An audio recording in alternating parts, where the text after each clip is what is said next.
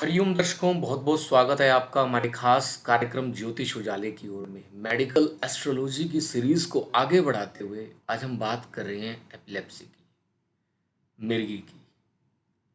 यह बहुत ही घातक बीमारी है। कभी भी चक्कर आ जाते हैं, मूर्छा आ जाती है, दौरा पड़ जाता है व्यक्ति को।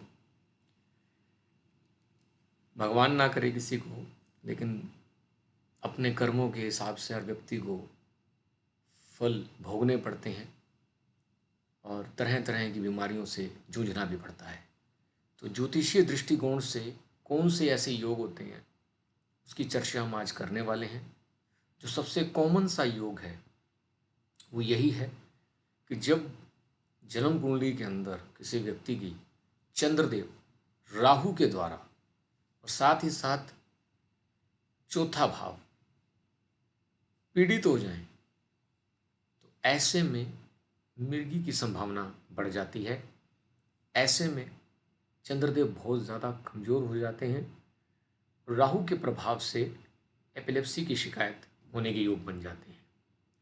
अगर यह योग अष्टम भाव में बन रहा है, यानी कि अष्टम भाव में, आठवें भाव में चंद्रदेव की स्थिति और राहु का उनके साथ एफ्लिक्शन किसी भी तरीके से, चाहे साथ बैठकर चाहे दृष्टि के द्वारा, तो भी इस योग का निर्माण हो जाता है। साथ ही साथ अगर पंचम भाव भी पीड़ित हो जाता है और इसी के साथ बुध देव की स्थिति भी कमज़ोर हो जाती है, एफ्लिक्शन में आ जाती है, तो यह योग और ज़्यादा प्रभावी हो जाता है, फलित होना ही होता है। ऐसे में क्या करें? सबसे पहले तो अपने चंद्रदेव को अपने लगन के अकॉर्डिंग मजबूत बनाए रखने का प्रयास करें। दूसरा, राहु देव की शांति करनी चाहिए मंत्रों के द्वारा। ऐसा करने से जो आप मेडिसिन साथ साथ डॉक्टर की ले रहे हैं, आपको उसमें आराम मिलना शुरू हो जाता है। कई बार दवाई लेने के बाद भी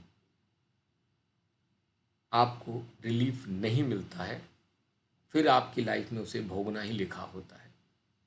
इसलिए इंसान को चाहिए कि जब वह कर्म कर रहा है तो सोच समझ कर कर्म करे, क्योंकि किस कर्म का किस तरीके से हमें निपटारा करना होगा, हमें उसका क्या फल भोगना होगा, वो ईश्वर ही जानते हैं।